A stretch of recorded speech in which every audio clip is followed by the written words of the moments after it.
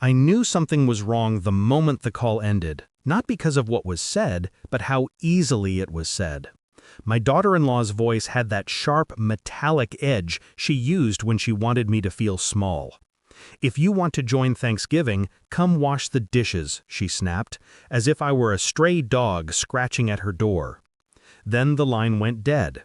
A strange stillness settled inside me. Not anger, not hurt, just a muted click, a switch flipping somewhere deep, deep within. I stared at the wall for a long moment, listening to the faint hum of the refrigerator, the soft pulse in my ears. Life has a way of warning you before it breaks you.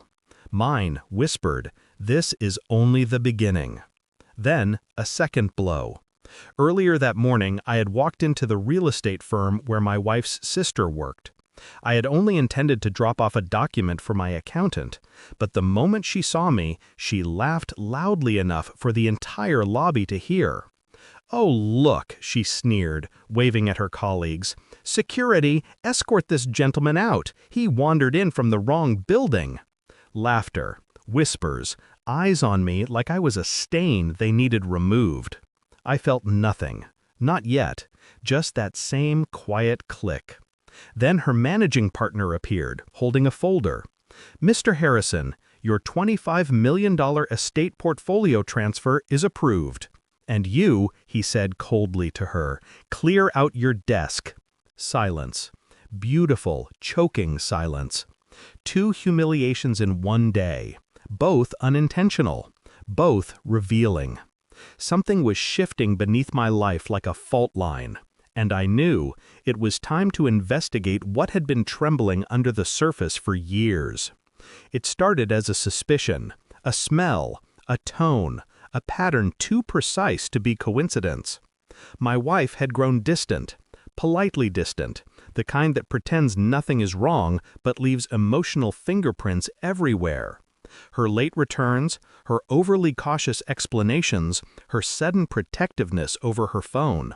I had ignored them all, not out of love, out of exhaustion. But humiliation has a way of sharpening the mind.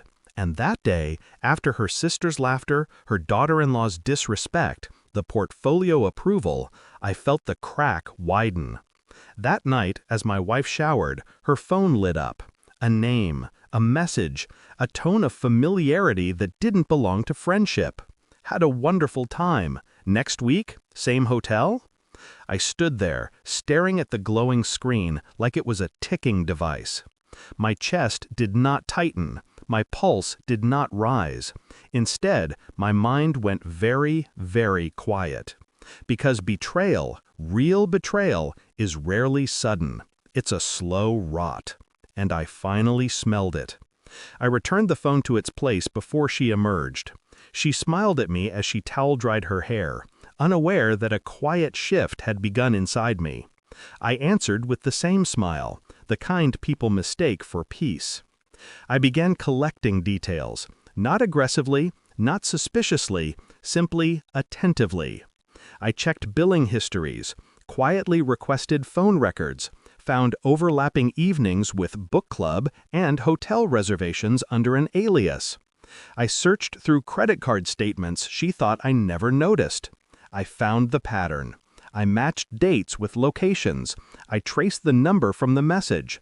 A married coworker. Predictable. Cowardly. I did not confront her. I did not accuse. I did not rage. Rage is clumsy, and I've never been clumsy. Instead, I focused on transferring properties, securing assets, ensuring every legal thread was tied in my favor. $25 million moved silently into structures she didn't even know existed. During dinners, she would talk absent-mindedly about her day while I studied her, learning the exact rhythm of her deceit, the slight pitch of her voice when lying, the brief dryness around her lips, the way she avoided eye contact for precisely 3 seconds. It was like watching a performance she didn't realize had an audience. At night, she slept peacefully beside me. I lay awake, memorizing everything. I wasn't preparing for an explosion, I was preparing for precision. The report arrived in a sealed envelope. DNA, messages, Financial records, all cross-verified. I read it once, then again. Then I placed it neatly on the dining table. When she walked in, she frowned at the envelope first, then at my expression. "What's that?" she asked. "A summary," I said calmly, "of where you've been." She opened it. Pages rustled softly, like dry leaves in an empty forest. Her face drained. Hands trembled. Breath hitched. She sank into the chair as if her bones had given up. I can explain." I nodded. "Of course." The words meant nothing. The calm meant everything. Her world collapsed loudly. Sobs, excuses, shaking hands, while mine remained perfectly still. The truth does not need volume, only presence.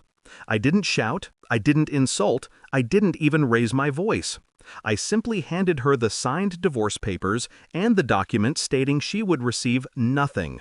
Every asset protected, every legal detail sealed long before she ever realized she was caught. She stared at the pen like it was a weapon. "You planned this," she whispered. "No," I corrected softly. "You did." I stood, walked to the door, and paused. "You'll need to clear your things by tomorrow. The locks change at noon." Her face twisted. Shock, grief, disbelief. A woman drowning in consequences she never thought she'd face. As I stepped out, her phone lit up on the table. 71 missed calls. My daughter-in-law. All because she had seen the photos I posted. My villa in Switzerland, the estate portfolio, the life they thought I never had. Funny how quickly greed turns into desperation. I left the phone buzzing behind me. I owed no one an answer. I drove with the windows down, letting the night air cut through the last remnants of my old life. There was no sorrow, no regret, just a strange, welcome emptiness, a quiet recalibration. People think betrayal destroys you. It doesn't. It reveals you. It showed me who I had been and who I refused to be again. When I reached the villa later that month, I stood on the terrace overlooking the Swiss mountains, the cold air brushing against my skin like a reminder. I hadn't lost anything, I had simply removed what never belonged to me. And in that silence, that clean, final silence, one truth settled into my bones. Sometimes the most brutal revenge is simply walking away untouched.